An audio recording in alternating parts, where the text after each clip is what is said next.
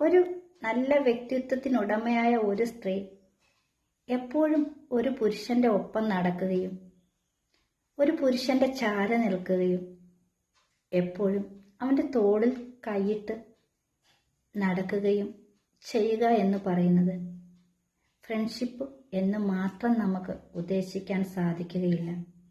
അവന്റെ റൂമിൽ സർവ്വസ്വാതന്ത്ര്യവും അവിടെ റൂമിൽ സർവ്വസ്വാതന്ത്ര്യവും ഒരാൾക്ക് കൊടുക്കുന്നുണ്ട് എങ്കിൽ അതിന് ഫ്രണ്ട്ഷിപ്പ് എന്ന ഓമന പേരിട്ട് വിളിക്കാൻ ഒരിക്കലും സാധിക്കുകയില്ല.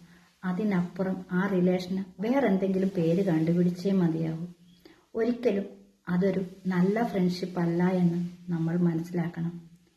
പബ്ലിക്കിന്റെ മുമ്പിൽ ഒരിക്കലും ഒരു സ്ത്രീയും മറ്റൊരാളിന്റെ തോളത്ത് കൈയിട്ട് നടക്കാനും മറ്റൊരാളിനോടൊപ്പം ഏത് അവസരം കിട്ടിയാലും പാഴാക്കാതെ വിനിയോഗിക്കാനും ഒരു സ്ത്രീ ആഗ്രഹിക്കുന്നുണ്ട് എങ്കിൽ അതൊരു ഗുഡ് റിലേഷൻഷിപ്പ്, അതൊരു ഗുഡ് ഫ്രണ്ട്ഷിപ്പ് എന്ന് പറയാൻ സാധിക്കുകയില്ല.